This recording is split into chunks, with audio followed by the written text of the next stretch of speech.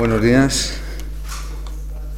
Tenéis un informe donde vienen argumentadas las razones que vamos a dar y las cifras que vamos a sostener, que están todas sacadas de fuentes oficiales y, por lo tanto, yo entiendo que son poco contestables, ¿no? Como decía Pedro, el curso que hoy empieza coincide con el final de una legislatura que está siendo letal para la educación en nuestro país y, en este caso concreto, letal para la educación superior. Un curso que se inaugura con la consolidación de una reforma universitaria que se ha llevado a cabo, como hemos denunciado en otras ocasiones, por la puerta de atrás, sin debate público, sin debate en el Parlamento, sin debate político, sin participación de la comunidad universitaria, y que se ha sustanciado a través de 3 reales decretos que ya hemos comentado en otras ocasiones, que, insisto, en su conjunto esos 3 reales decretos suponen una reforma universitaria por la puerta de atrás que será dañina para el sistema universitario en nuestro país y que será dañina para la universidad pública. Y, por otra parte, este inicio de curso es un inicio de curso en el que vamos a ver que no hay un cambio de tendencia, que sería imprescindible, que no hay un cambio de rumbo, tampoco en las políticas presupuestarias, y que, por lo tanto, en el conjunto de la legislatura, en los últimos años, las universidades públicas han ido perdiendo recursos económicos de forma sostenida y, por lo tanto, se han visto debilitadas, a la vez que la igualdad de oportunidades, que la política de becas y ayudas, que el acceso a la educación superior. Por lo tanto, en este sentido, y por lo que hace a las políticas presupuestarias, podríamos decir que esta rueda de prensa será un ejemplo de cuando la ausencia de noticias es en sí mismo una mala noticia, porque continúan las tendencias que se habían venido apuntando en los últimos años. El informe hace un repaso por diferentes epígrafes. Empezaré por alumnado, becas y ayudas. Vemos con enorme preocupación que sigue menguando el alumnado en las universidades públicas. Desde el curso 2011-12 hasta este curso se han perdido 77.164 alumnos en las universidades públicas, que han pasado de atender a 1.371.355 alumnos a 1.294.191 alumnos. Mientras, las universidades privadas y las universidades de la Iglesia Católica registran un incremento de alumnos matriculados, especialmente en las enseñanzas de posgrado, especialmente en los másteres oficiales. Llamo la atención sobre este asunto porque nos parece especialmente relevante.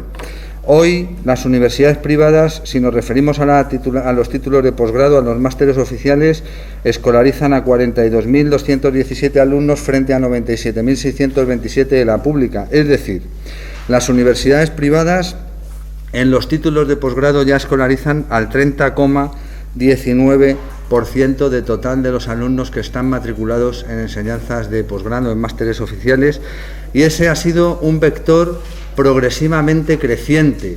Cada año se incrementa más. Y en este sentido digo que vemos con preocupación que la reforma de la estructura de las enseñanzas de los grados, posgrados, del 3+2, favorece objetivamente la posición de las universidades privadas, que tienen en este sector de las enseñanzas de posgrado un mercado creciente. Y entendemos que la regulación del 3+2, por lo tanto, las beneficia y que se constituye en sí mismo en un elemento privatizador. Es verdad que el Ministerio ha tratado de argumentar la disminución del número de alumnos en que disminuía la cohorte de alumnos, pero los gráficos que ponemos a vuestra disposición, entendemos que lo desmienten, porque mientras que la cohorte de alumnos viene decreciendo desde el curso 2009-2010, a pesar de ello, durante los 2 siguientes cursos el número de alumnos en las universidades públicas siguió creciendo y empezó a decrecer en el curso 2012-13, cuando empiezan a hacerse visibles los cambios en la política de becas, la disminución del número de becas, la disminución del dinero para becas y el endurecimiento de los requisitos para acceder a las mismas. y nosotros entendemos a partir de ese momento, cuando empiezan a notarse paulatinamente los efectos de esas medidas, cuando se empieza a desincentivar la matriculación de alumnos en las universidades públicas. Curiosamente, el último curso, el 2014-2015, es el curso en el que más alumnos se pierden y, sin embargo, es el curso en el que menos alumnos pierde la cohorte de alumnos, que disminuye la cohorte de 18 a 24 años en 1,8%, mientras el número de alumnos que van a las universidades públicas desciende un 2,4%, es decir, desciende más el número de alumnos que van a las universidades públicas que lo que ha descendido en porcentaje la cohorte. La conclusión: hoy 77.164 alumnos menos matriculados en las universidades que en el curso 2011-2012. Si nos referimos al capítulo de gasto en becas y ayudas al estudio, todavía hoy, y a pesar de las declaraciones que hacía el anterior ministro y que hace seguimos lejos del monto que hubo en el curso 2011-2012. Se ha reducido desde ese año hasta hoy en más de 208 millones de euros, un 13% el gasto en becas y ayudas. Y según ha reconocido el propio Ministerio a preguntas de un grupo político de la oposición en el Congreso de los Diputados, la cuantía media de la beca se ha reducido en 674 euros. Y todo ello cuando más falta haría esa política de becas y ayudas, cuando todos los estudios apuntan al incremento de la pobreza, a la disminución de la renta disponible de las familias, por lo tanto, especialmente gravoso. Si nos referimos a los presupuestos de las universidades, vemos, y nos gustaría decir otra cosa, que no hay cambio de rumbo, que aunque en este último año se ha producido un ligero repunte de poco más del 1%, sin embargo, si comparamos los presupuestos de las universidades en este momento con los presupuestos de las universidades en el curso 2010, vemos que todavía hay un decalaje, que todavía hay una pérdida de 1.384 millones de euros, que representa un 13,7% de disminución de los presupuestos de las universidades públicas. Es llamativo que este año, que es cuando los gobiernos autonómicos en su casi totalidad se iban a enfrentar a las elecciones autonómicas, hubiera sido un buen año para trasladar la foto del cambio de rumbo. Pues no ha sido así. Los presupuestos en general no han crecido o no lo han hecho de forma significativa, y los 139 millones de euros en los que ha crecido el monto de todos los presupuestos de las universidades públicas en nuestro país, pues si uno mira, solo dos universidades, la de Castilla-La Mancha y la Politécnica de Cataluña, aportan 106 millones de euros de esos 139 que ha crecido el presupuesto en las universidades públicas en el 2015. Dos universidades cuyos presupuestos se habían visto drásticamente recortados. Recuerdo que la de Castilla-La Mancha hasta un 40% se había recortado, y que por lo tanto lo que están haciendo es recuperar una parte, no todo, una parte de lo perdido, y eso explica el incremento que se produce en el capítulo de presupuestos, que insisto, es muy escaso.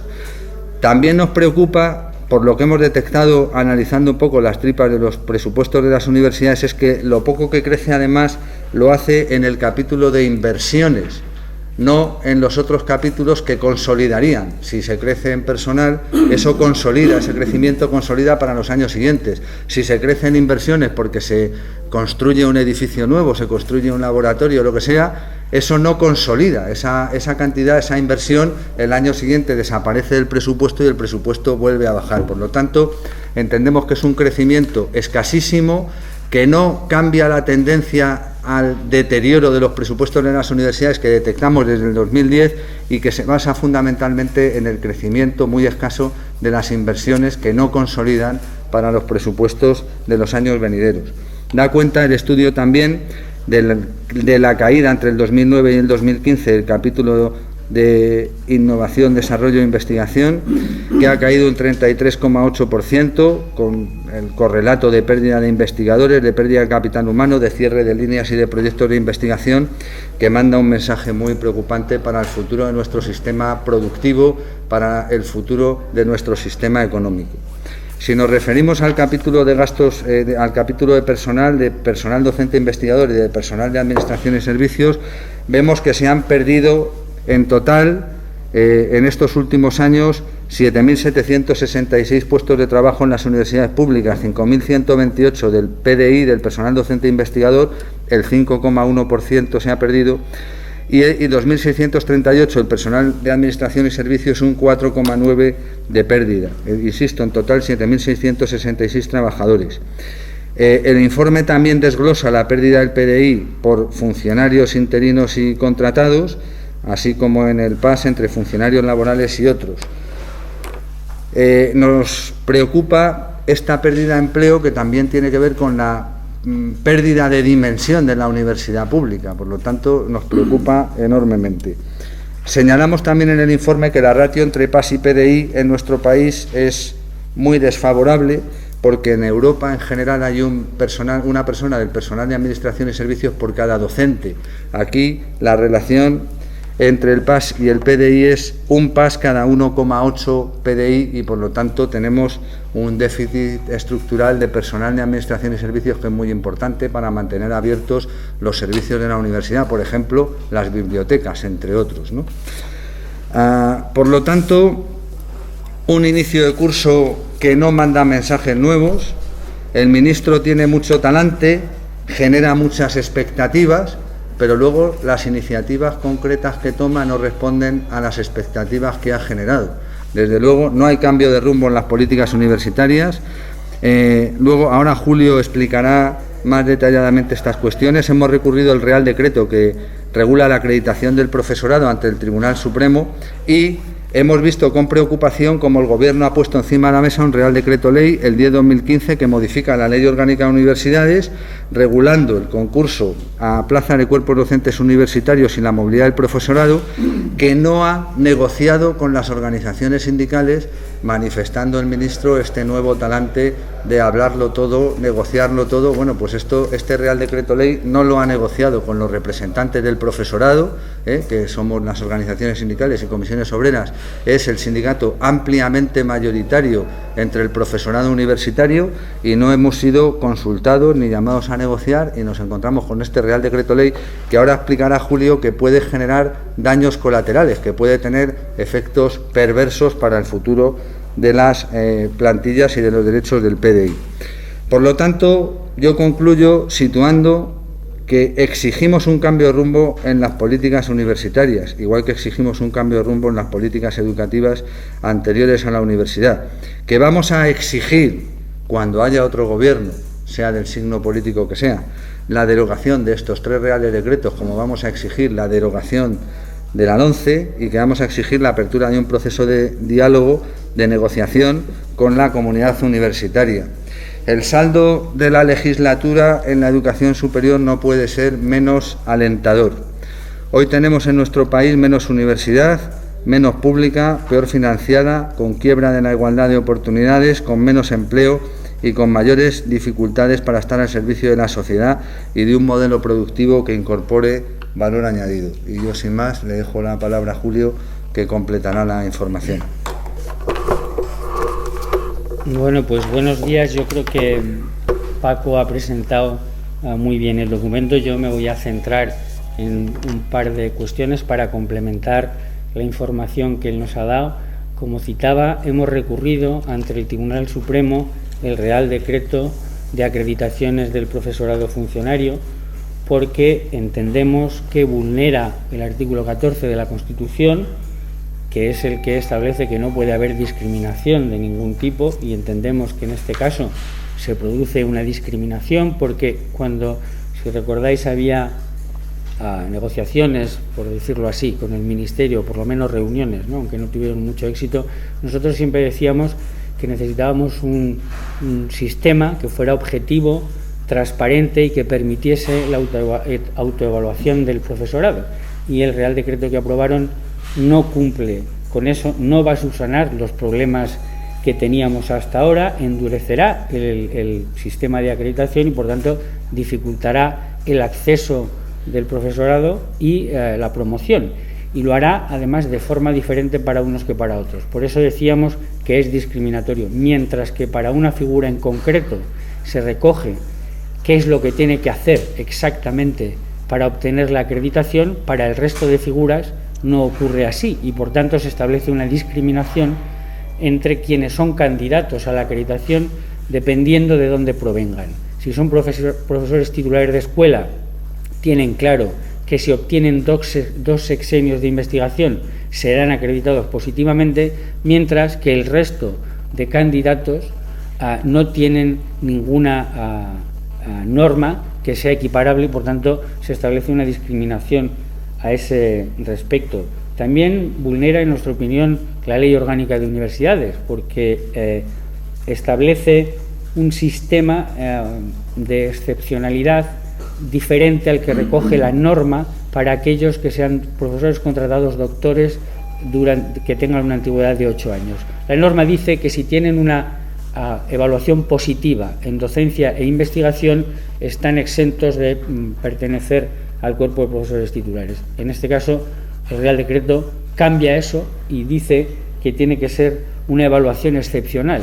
Entonces tenemos una evaluación positiva de docencia e investigación frente a una evaluación excepcional que no sabemos qué significa. También nos parece poco acertado la redacción en cuanto a las comisiones, la composición de las comisiones, que debería de ser paritaria y se limita a decir que se procurará esa paridad, ¿no?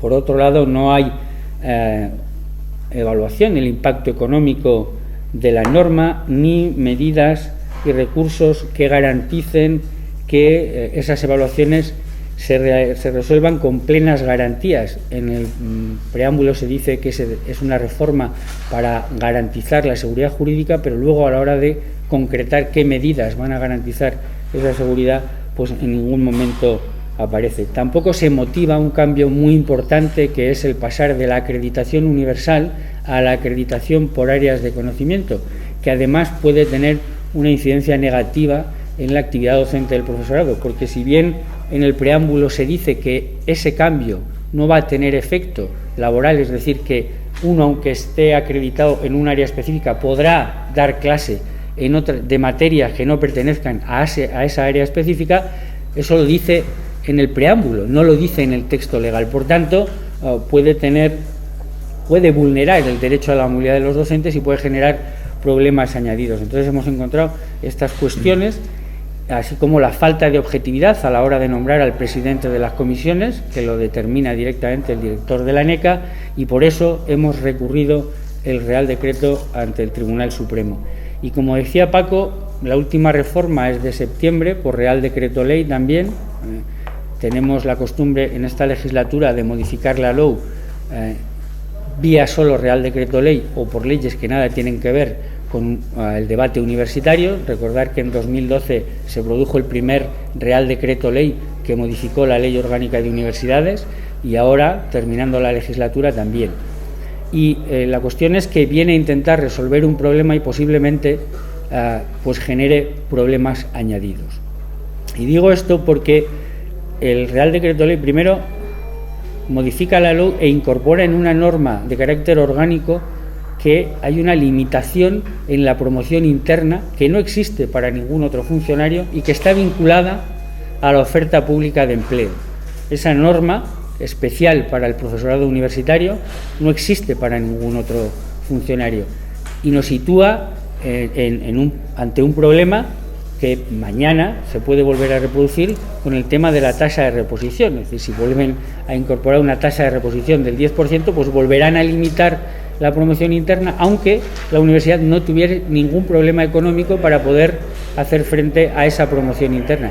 Pero además lo hace de tal manera que va a generar un problema en las universidades, en colectivos que van a estar enfrentados por cómo está redactada esa norma. Lo que dice es que la promoción interna, que el número de plazas de promoción interna no podrá superar el número de plazas de funcionarios que salgan a oferta pública de ese año. Pero la ley de presupuestos dice que la tasa de reposición se puede cubrir con convocatoria de oferta pública de personal funcionario, pero obliga a gastar una parte en contratados doctores I3, los que son Ramones y Cajales, y además da la posibilidad de que se hagan convocatorias de profesores contratados doctores para resolver los problemas de temporalidad y de inestabilidad que hay en estos momentos en las universidades. Pues bien, si una universidad, esto ha ocurrido ya, dedica su oferta pública de empleo a sacar plazas de contratados doctores para los Ramones y Cajales y plazas de contratados doctores para los ayudantes doctores que finalizan su periodo de contratación o para los contratados doctores interinos, etcétera, si utiliza la oferta pública para eso, no podrá sacar plazas de promoción interna porque no habrá sacado ninguna plaza de profesor funcionario. Con lo cual se puede producir una tensión en las universidades, porque legítimamente quienes están acreditados a catedrático pedirán que la oferta pública de la universidad sea el máximo posible de funcionarios para poder tener promoción interna, mientras que quienes tienen acreditación a contratado doctor o ayudantes doctores que finalizan su periodo máximo de 8 años pedirán que la oferta pública de empleo se consuma con plazas de profesores contratados doctores, con lo cual va a generar una polémica añadida y, lejos de resolver el problema, pues tenemos un nuevo problema en las universidades a la hora de todo lo que tiene que ver con la oferta pública de empleo, la promoción y la tasa de reposición. Por eso hemos pedido al Ministerio una reunión en la idea de resolver este asunto y vamos a presentar, ya hemos presentado a los grupos parlamentarios enmiendas para modificar en el trámite parlamentario esta norma, que podrían ser muy fáciles. Una, quitar la limitación de la promoción interna, como para el resto de empleados públicos, o dos, no vincular la promoción a la oferta pública de funcionarios, sino a la oferta pública total, lo cual evitaría los problemas a la hora de confrontar a colectivos. Yo lo dejaría aquí y estamos a vuestra disposición. Pues cualquier pregunta que tengáis. Sí, sobre la acogida de los 77.000 estudiantes universitarios desde las universidades, ¿qué creéis que esta gente dónde se va a estudiar o a trabajar? Cuando no va a optar por la universidad. Pues es un problema, porque yo creo que esta gente en buena medida no opta por la universidad por las dificultades, por el incremento de las tasas y las dificultades para acceder a una beca. El problema es que el mercado de trabajo tampoco está en una situación muy boyante, lo que nos coloca en la tesitura de una pérdida de capital humano, es decir, de gente que querría seguir formándose y que sin embargo no tiene oportunidad de hacerlo, y en este caso además por dificultades económicas que pueden tener que ver con una quiebra en el principio de igualdad de oportunidades al que yo me refería antes. Pasa algo parecido con la formación profesional. Como los jóvenes no tienen oportunidad de incorporarse al mercado laboral y menos con poca formación, pues hemos detectado que hay miles de chicos y chicas que piden plaza de formación profesional en grado medio o en grado superior. No hay plaza de formación profesional y están en nada, ¿no? Están sin poder seguir estudiando y sin poder incorporarse al mercado laboral. Pues estamos ante un despilfarro enorme de capital humano que acabaremos pagando, porque si esos jóvenes se formaran, en el futuro tendrían mejores oportunidades de incorporarse al mercado de trabajo y además de generar valor añadido, de hacerlo con una cualificación que les permitiera que nuestro sistema productivo fuera de otro rango diferente al que es, ¿no? Así que, desgraciadamente, nosotros hablamos de quiebra de capital humano, pero que además una quiebra de capital humano que tiene que ver con la quiebra en la igualdad de oportunidades, con sesgo de clase, que es lo que nos preocupa. ¿Pero la pérdida de alumnos en las públicas se están yendo a la privada o se están quedando en su casa? Sobre todo en las titulaciones de posgrado, y si no luego Julio me corregirá, en las titulaciones de grado el mapa es razonablemente estable, aunque con una tendencia de fondo que es, en los últimos 5 años, las universidades públicas pierden lentamente alumnos en los títulos de grado, muy lentamente, han perdido en los últimos años el 1 y pico % del alumnado, mientras aumentan muy lentamente en las universidades privadas. Pero esto es una tendencia, digamos, de fondo muy lenta. Sin embargo, en las titulaciones de posgrado, las universidades privadas van a toda velocidad, han triplicado. Yo, si no, Julio me corregirá y tenemos los datos y os los podemos, porque lo hemos comentado antes de la rueda de prensa, los podemos refrescar porque ya los hemos hecho públicos otras veces. En las titulaciones de posgrado, en los últimos 5 años, yo creo que casi han triplicado el número de alumnos en las universidades privadas, es decir, van muy deprisa captando alumnos en las titulaciones de posgrado. Es verdad que los másteres oficiales son más caros en las universidades privadas que en las públicas, los otros son caros en todos. Pero bueno, algo tendrá que ver con el nivel de exigencia que se supone que tienen unos centros universitarios y otros a la hora de que se desplace paulatinamente el alumnado de las públicas a las privadas en los títulos de posgrado, insisto, en los posgrados. Por ahí va mi pregunta, es decir, ¿qué pasa? Que en la pública no se están ofertando las suficientes plazas en esos posgrados oficiales que en algunas de enseñanza son obligatorios, ¿no? Sí se ofertan. Derecho y otras carreras. Lo que pasa es que, a ver cómo lo digo, sí, en las públicas se ofertan títulos de posgrado suficientes, másteres suficientes, pero las privadas permiten en general, generalizar siempre tiene sus riesgos porque hay honrosas excepciones, pero las privadas en general ofrecen una flexibilidad a la hora de acceder a los títulos de posgrado y unas facilidades que no se encuentran en otros ámbitos. Es posible hacer un máster de ingeniería los sábados durante no sé cuántos meses, los sábados por la mañana. Claro, al final el título de máster tiene el mismo valor, se obtenga en una universidad de un tipo o de otro, pero las dificultades para obtenerlo en un sitio hay un nivel de exigencia determinado y en el otro parece que hay una mayor facilidad, ¿no? Hay más facilidad en las privadas. Bueno, esa es mi opinión. Sí. Y yo creo que es mi opinión y la de la sociedad en general, ¿no? La Entonces, mayoría. Sí. Esa es la situación. ¿Quieres añadir algo? Sí, no, vamos. Y los datos, si uno ve las series, si quitamos la última, que es los últimos datos 2014-2015, que es un avance de estadística, que es curioso que se presente un avance de estadística del curso 2014-2015 en julio. Si uno mira la serie y la diferencia entre los avances y los datos reales, lo digo porque en el último avance dice que las universidades privadas también pierden alumnado.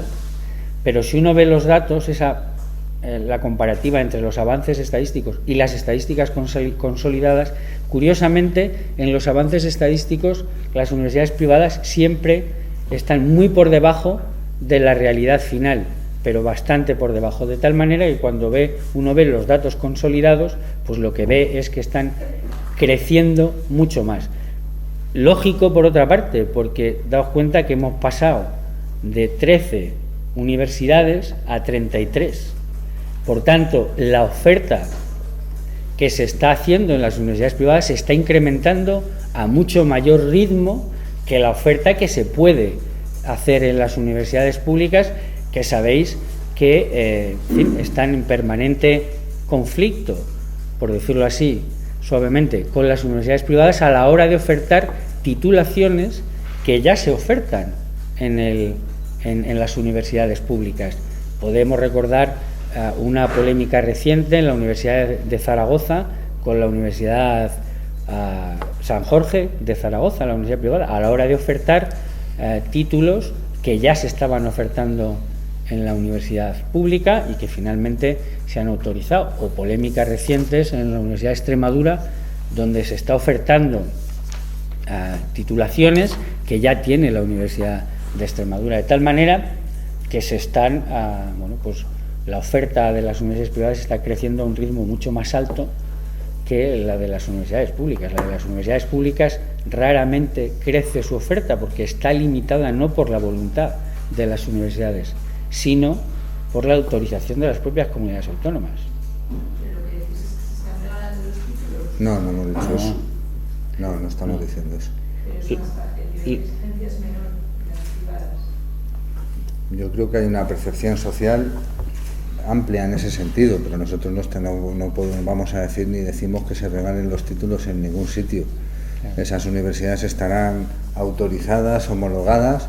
Yo digo que creo que es en general sabido que hay más flexibilidad a la hora de hacer un posgrado en una universidad privada. Yo he puesto un ejemplo, ingenieros técnicos, y no voy a poner la universidad, pero es un ejemplo concreto, ingenieros técnicos que van a obtener el título de grado en ingeniería mecánica. Pues hay universidades privadas que ofertan eso en un año los sábados por la mañana. Yo no saco ninguna conclusión de que las cosas sean como sean, yo digo que eso existe, y en la medida en que eso existe, pues esa es una realidad. Las universidades privadas se están especializando paulatinamente en los títulos de posgrado. Esa creo que es una obviedad, viendo cómo evoluciona la matrícula de alumnos en los posgrados, entre las universidades públicas y las privadas.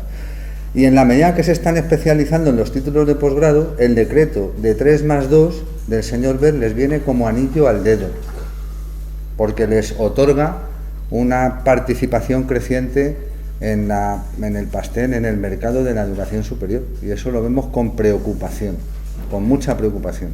Y entonces, lo que decís de la flexibilidad, os referís a la posibilidad de horarios y todo esto para poder matricularse en un posgrado. ¿No pensáis entonces que tendría que ser la universidad pública la que pudiera adaptarse, igual que los hace en ese sentido la privada, a los horarios de los posibles estudiantes de esos posgrados que a lo mejor están trabajando? Sí, es posible, ¿Cuál pero es el problema? es una parte, pero no es solo la flexibilidad. Yo creo que hay otros elementos, ¿no? Si uno, en fin, no tenemos datos concretos, pero si uno mira las tasas de aprobados en las diferentes cosas, pues puede haber otros elementos más que puedan aconsejar a la gente a hacer eso. Entonces íbamos a lo que decía la compañera.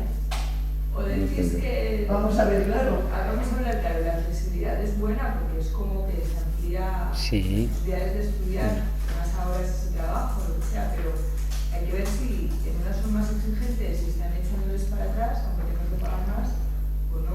Claro, es que son cosas distintas. Una cosa es la flexibilidad horaria que decís que están dando las universidades privadas, en cuyo caso la universidad pública también no podría ir allá, o lo que estamos intuyendo que está diciendo que es como que dan más facilidades y cuanto que es más fácil estudiar en la privada. Vamos a ver, los datos a los que podemos hacer referencia es cuánto cuesta en tiempo obtener un título en una universidad y en otra, y a partir de ahí uno puede sacar las conclusiones que considere, y uno ve cuánto cuesta una titulación realmente en tiempo en una universidad privada y cuánto cuesta en una universidad pública, y a partir de ahí uno saca las conclusiones que considere oportunas. Y luego, pues en titulaciones, por ejemplo, hay un estudio de una asociación de estudiantes de ingenierías, que finalmente dice, el estudio, que lo podéis leer, está en la red, dice, al final cuesta más barato y menos tiempo el título en las universidades privadas que en las públicas. ¿Y por qué lo dicen? Pues porque en las públicas, lamentablemente, y sobre eso habría mucho que hablar, pues se tienen que pagar segundas y terceras matrículas, que como sabéis, a partir del Real Decreto Ley 12 y cuartas, como dice Paco, a partir del Real Decreto Ley de 2012, no cuestan lo mismo, y el tiempo medio para obtener la ingeniería pues es bastante más alto en unas universidades, en las públicas, que en las otras. A partir de ahí, cada uno puede sacar la conclusión que considere. Nosotros hicimos también un estudio, una evaluación de condiciones de trabajo entre el profesorado de las universidades públicas y el de las universidades privadas. Y no podemos hacer una generalización, pero nosotros hicimos una encuesta online que contestaron profesores de las universidades públicas y profesores de las universidades privadas. Y una de las cosas que decían, no digo con esto que sea general, pero una de las cosas que decían los profesores de las universidades privadas es que estaban muy vigilados en cuanto al rendimiento de sus alumnos por las gerencias de las universidades. Es decir, ¿qué porcentaje de suspensos hay aquí? Esto no parece razonable. Es decir, cuando alguien le dice eso, bueno, esos son datos que a nosotros nos dieron. Eso es así. Eso es lo que dicen los propios profesores. Ya no vamos a entrar en cuando se autoriza una universidad privada, que se autoriza siempre con cosas que hay que subsanar. Por ejemplo, porcentaje de doctores que tiene que tener. Por ejemplo, si están acreditados, porque también se tienen que acreditar por la ANECA, etcétera, etcétera. Cuando se autoriza una, si os dais cuenta, tiene un listado de cosas que tiene que hacer y que tienen que vigilar para que eso se arregle. Pues recientemente un grupo parlamentario pidió al gobierno un informe para ver si tenían constancia de que todas esas cuestiones se habían subsanado, y el gobierno no ha contestado. Pues parece que no tendrá mucha constancia. En todo caso, el estudio del Caleudo de Julio no es de comisiones.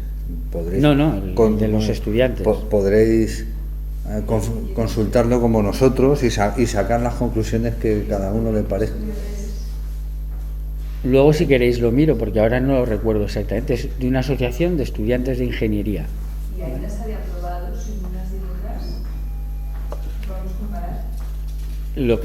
Lo que vienen a decir en ese estudio es precisamente eso. Si a mí me cuesta en una universidad pública, en términos de tiempo y económicos, porque también es la parte económica la que dicen, en realidad al final, bueno, pues será porque el porcentaje de aprobados es menor en unos sitios que en otros, será porque tienen que pagar más segundas y terceras matrículas y por tanto al final de una carrera que estaba pensada para 4 años o antes 5 se convierte en una carrera de 6 o 7 años, mientras que en los otros sitios la carrera, si estaba pensada para 4 años, se cumple en 4 años, o si estaba antes de la reforma de 5, pues se cubre en 5 años. Esas son las cosas que dicen los directamente afectados.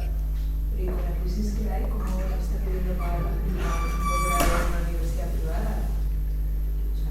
Es que ahora la diferencia de precios entre las universidades públicas y las privadas se ha recortado mucho. En los posgrados. Sí, en los posgrados, claro. En másteres oficiales. En los másteres oficiales. Salvo los que sean profesionalizantes, ¿vale? En los posgrados, decís. Sí, posgrados, másteres oficiales.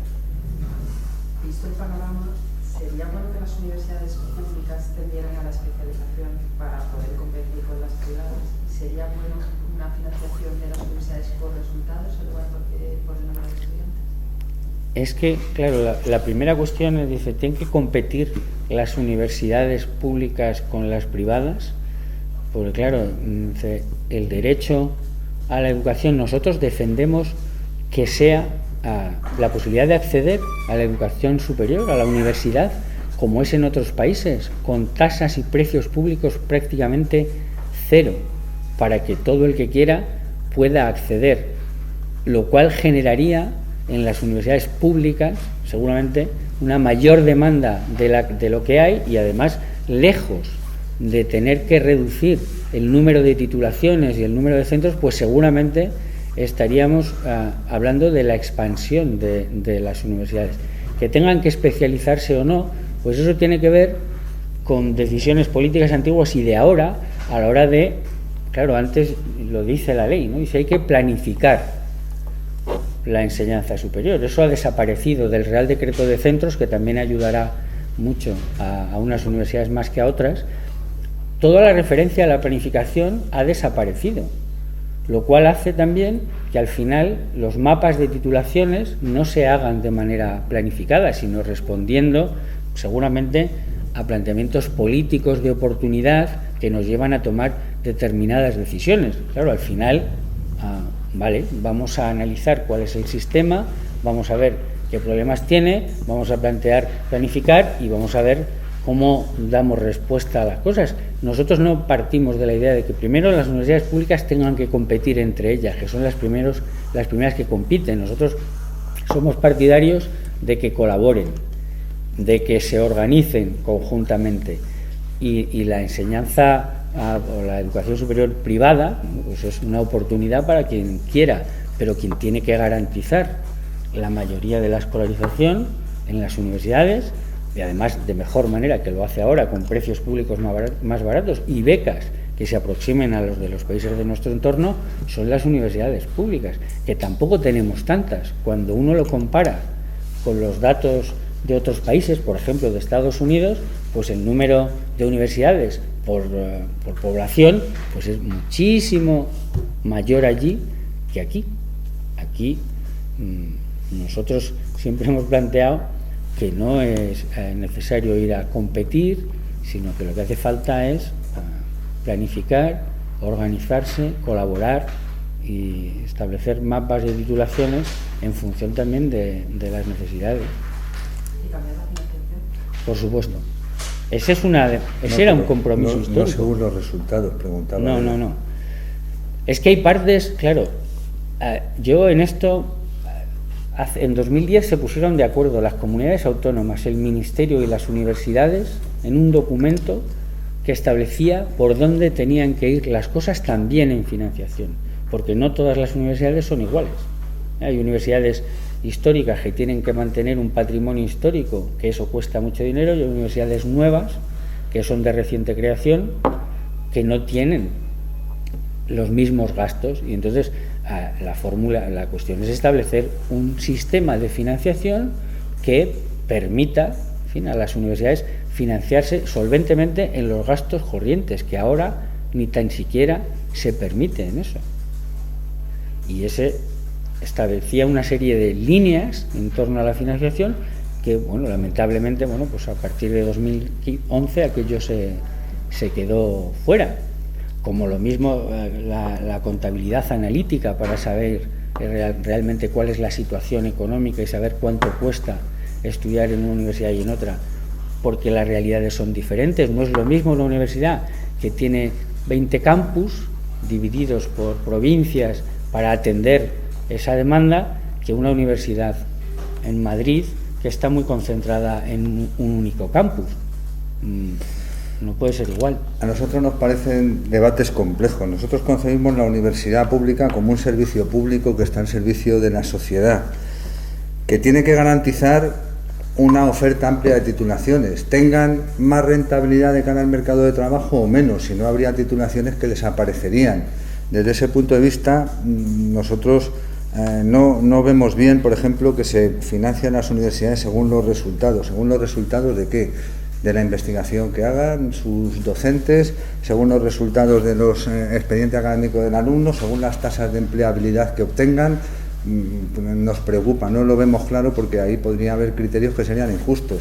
Si es según las tasas de empleabilidad que obtengan sus alumnos, aquellas universidades que ofrezcan titulaciones, historia, en fin, no quiero poner ejemplos, pues y sin embargo son titulaciones que hay que mantener, porque habrá una demanda social de eso, y la universidad pública, como servicio público que es, lo tiene que garantizar, de tal manera que nosotros veríamos con prevención en principio, que se vincule la financiación de las universidades a los resultados, porque lo vemos complejo, vemos que hay muchas variables que entran en juego y que eso chocaría con un concepto de universidad como servicio público, tal y como nosotros lo vemos, y por lo tanto nos parece complejo. Ahora, que hay que mejorar la financiación del sistema de educación superior en nuestro país, de las universidades públicas, seguro, porque estamos muy por debajo de la media de los países de nuestro entorno en inversión en educación superior y muy por debajo en investigación, desarrollo e innovación.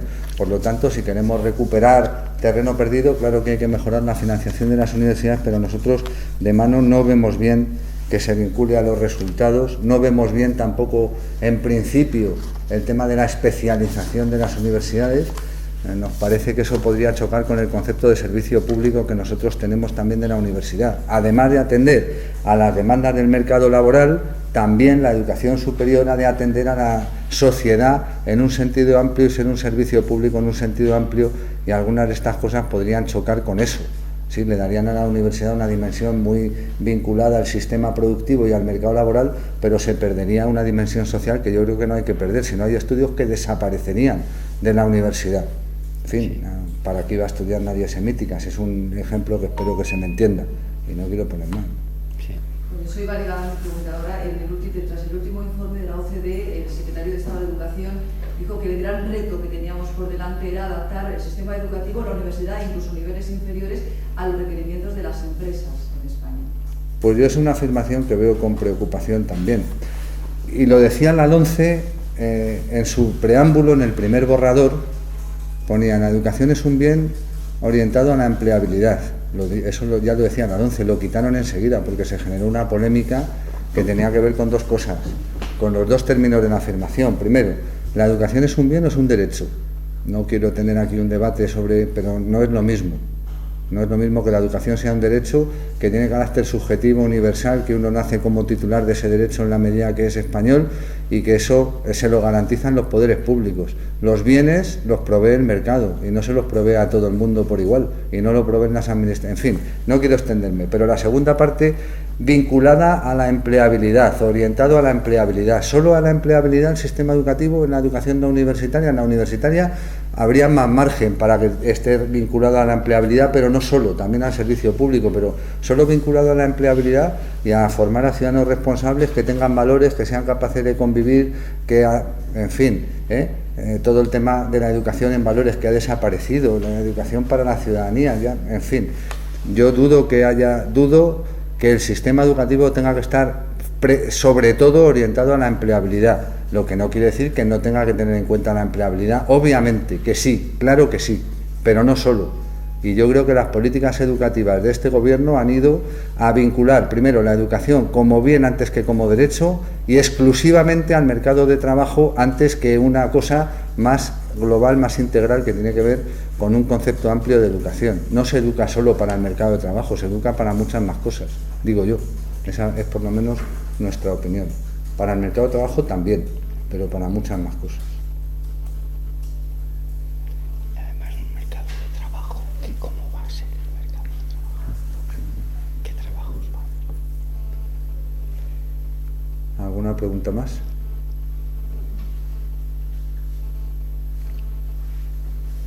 Una de las cosas que decías, una cosa es que haya una parte de financiación de las universidades que se pueda vincular a determinados objetivos que deberían de estar claros, y otra cosa es que se garantice una financiación suficiente para un funcionamiento ordinario. Y además de eso, quienes hagan no sé qué, porque es interés de todos, y lo hagan bien, pues se puede financiar. Ese es uno de los tramos que podría haber, pero no solo vinculado a eso. Lo primero es garantizar funcionamiento normal, porque no todas son iguales, no todas parten de los mismos sitios, no todas pueden llegar a los mismos sitios. Una universidad generalista no tiene nada que ver con una universidad politécnica. Si el objetivo es vincularlo a investigación aplicada, pues lógicamente ya pasa de alguna manera. Si uno mira la financiación de los últimos años y ve las universidades politécnicas, ve que son unas de las que más han caído. ¿Por qué? Porque buena parte de su financiación la obtenían fuera. Y en una época de crisis, con empresas, en fin, una época de crisis donde hay menos investigación, menos dinero para investigación pública, pero también menos dinero para investigación privada, pues lógicamente son unas de las que más han caído, si uno mira la lista al final. Entonces, claro.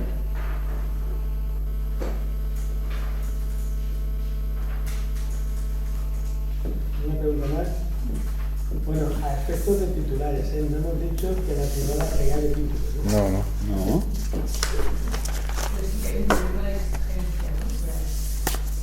No. No.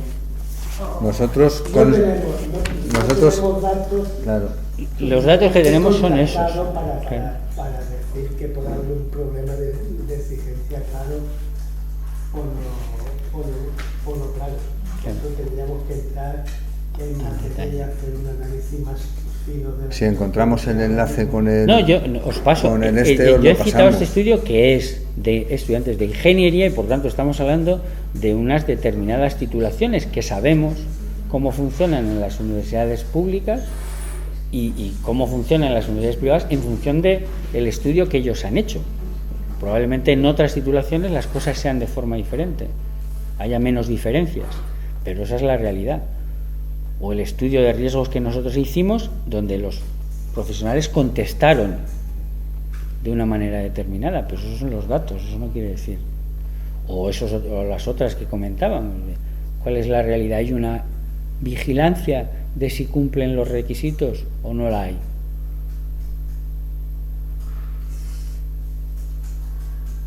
constatamos un hecho, pero como dice Pedro, no tenemos datos y las afirmaciones ya cada uno puede pensar lo que considere oportuno sobre las razones. Nosotros... Y se han perdido 77.164 alumnos de las públicas desde 2011 y desde ese año, ¿cuántos han ganado en las privadas? Es que ahí tienes el estudio. Os lo pasamos también. Eso sí es un estudio de comisiones obreras. Claro, eso sí es importante. Hay una cosa que no me ha quedado clara con lo de la pérdida de alumnos. Habéis dicho que son más de 77.000 los que se han perdido y que la disminución en los grados ha sido estable, o sea, ha sido como más paulatina. No. Pero la de los másteres han aumentado. Claro, porque los másteres oficiales, en estos momentos, los másteres como titulación oficial no existía. Ya, claro, vale. Es una titulación que se empieza a crear tras la reforma y se empieza a implantar con carácter general a partir de 2007, pero fundamentalmente en los últimos años. Máster no existía como titulación oficial. Porque no existía, con lo cual... Claro, crecen en los dos sitios. Claro, crecen en los dos sitios, pero crecen mucho más en las universidades privadas. Lógicamente, los másteres, aparte de la flexibilidad, que son todas flexibles, hay nuevos másteres que se van incorporando cada vez, pero como titulación es una titulación nueva. Antes no existían los másteres oficiales. Os pasamos, como Pedro tiene vuestro correo electrónico, quien tenga interés, os pasamos los datos de matriculación de alumnos en grados y posgrados de los últimos 4 años teníamos, ¿no? Sí. Pero con las cifras concretas, además son cifras del Ministerio de Educación. Son cifras del Ministerio. No Ahí hay, como decía, hay dos partes. inventado. Unas, las que son estadísticas consolidadas, que son hasta el año, no este curso pasado, sino el anterior, porque las del curso 14-15 todavía no hay estadísticas consolidadas, y las otras que sí que son estadísticas consolidadas. Os pasamos los datos. ¿El precio medio de un posgrado de la pública y de un posgrado de la privada? ¿Me va a hacer sacar las tablas también? Lo pasamos porque es que tengo las tablas aquí. Son datos no de este curso, son datos del Ministerio del curso pasado, de las universidades públicas. Las universidades privadas pueden poner el precio que quieran y no hay un control sobre cuál es el precio que tienen. Pero entonces la conclusión de que la gente se vaya más a hacer un máster en la privada, bueno, en la flexibilización de horarios y que hay más oferta de temáticas, ¿o por qué se va a un privado? Claro, es que nosotros tendremos que decir, se constata que hay más, pero ¿por qué? ¿Por qué suben más los másteres privados? Cuando son más caros. No son mucho más caros, esa es la primera cuestión. No, es que no son ya no son mucho más Ya caros. no son Los mucho más másteres caros. Profesionalizantes. No, esos son iguales. Por eso No son son iguales. mucho más caros. Hombre, sí, pero esos no son, además no son de las universidades privadas tradicionales, son másteres oficiales normales de las universidades privadas, ¿vale? Y no son mucho más. De las matriculaciones en los másteres privados. Vamos a ver, si en una época de crisis, primero, terminan los alumnos de las universidades privadas, se supone que tienen una extracción diferente al de las universidades públicas porque los estudios de grado son más caros y por tanto quien va a las universidades privadas, pues en fin, se supone que tiene más dinero. Por tanto puede continuar su formación a los másteres porque tiene capacidad para pagarlo. En las universidades públicas los alumnos tienen ya dificultades para hacer frente a los gastos de los grados, porque ya son caros. Claro, en una época de crisis como esta, donde el sistema de becas, por ejemplo, para el tema de los másteres no responde adecuadamente, ¿cómo va un alumno de una universidad pública que ya tiene dificultades para pagarse las matrículas de grado, continuar los estudios de máster? Bueno, pues en ese caso lo que ocurre es que la continuación natural, que es como está planteado ahora con el grado y el máster, pues en las universidades públicas resulta mucho más difícil, y más si el precio ha subido no tanto como las privadas, pero mucho más. Por tanto, a quienes van a las universidades públicas les resulta mucho más difícil continuar ese periodo. Esa es la explicación que nosotros... ¿Por qué? Si usted pusiera el precio, el gobierno pusiera el precio de los másteres al mismo que el de los grados, seguramente las universidades públicas crecerían mucho más, porque sería natural continuar el grado y el máster a precios de grado. Bueno, y si fueran a los precios de los grados o los másteres de Alemania y Francia, pues todavía continuarían más. ¿Qué ocurre? Pues que la realidad es que al final, con esta política del gobierno de precios, de incrementar los precios, pues la carrera natural, por decirlo de alguna manera, en las universidades públicas, pues se trunca, porque la gente no continúa. Pero entonces, a ver, yo quiero decir un matiz porque no acabo de entender. Lo que está diciendo es que los alumnos que estudian en la pública terminan el grado y no hacen máster, mientras que los alumnos que estudian en la privada sí hacen, pero menos. El máster, porque entonces ese crecimiento en matriculación de másteres es de personas que han estudiado en la privada también, el grado. Es que claro. No siempre. A ver si podemos resumir la cosa sin decir lo que no queremos decir, porque no tenemos tampoco una constancia y una evidencia empírica para decirlo. Entonces yo voy a decir 3 cosas. Primero, constatamos una situación. Las cifras son tozudas e incontrovertibles. Ya está. Las universidades privadas se están especializando en las titulaciones de posgrado y están creciendo a un ritmo mucho mayor que en la universidad pública los estudiantes de posgrado. Primera constatación.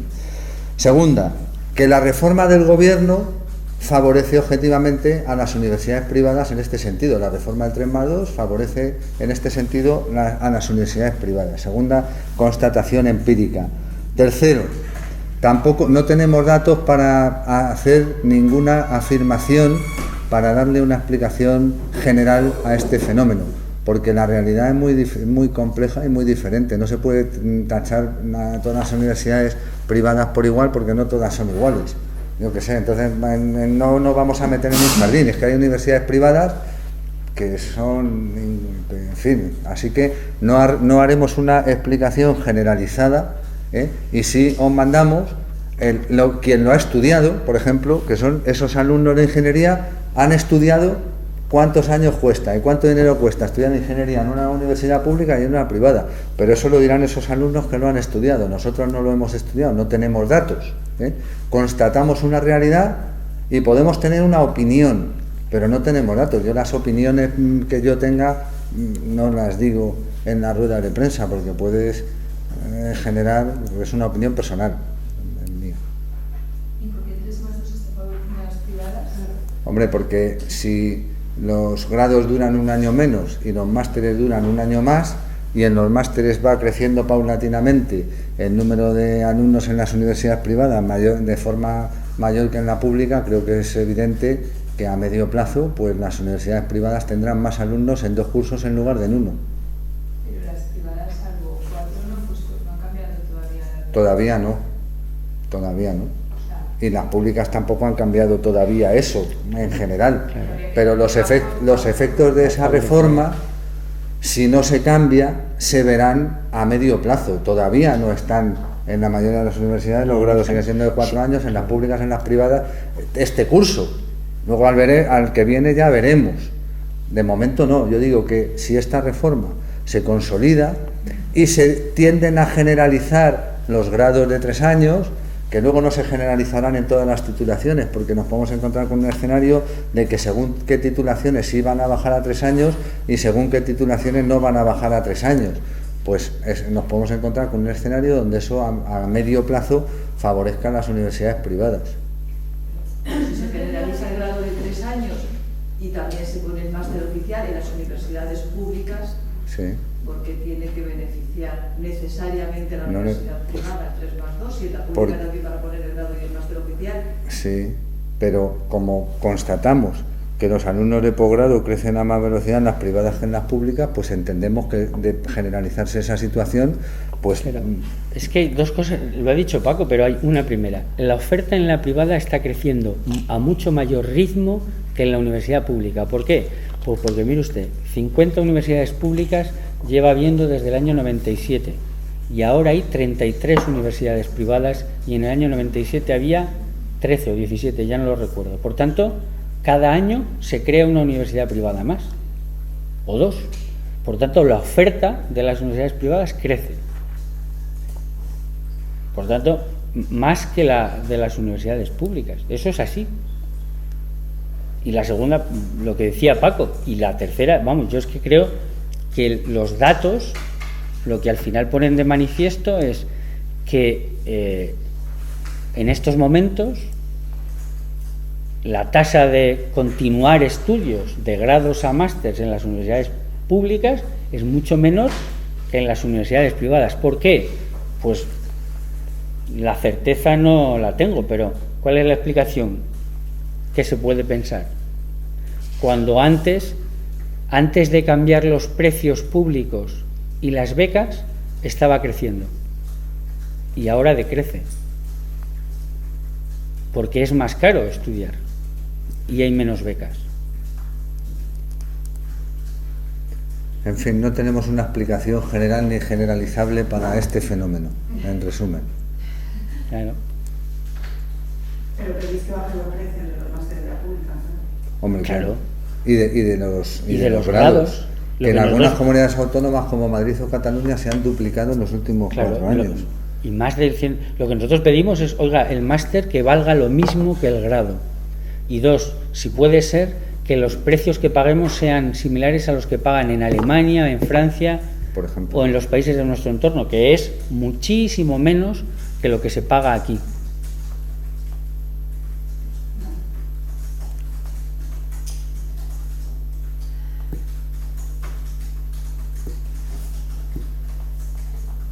¿Alguna pregunta más? Bueno, pues gracias por vuestra asistencia, por vuestras preguntas.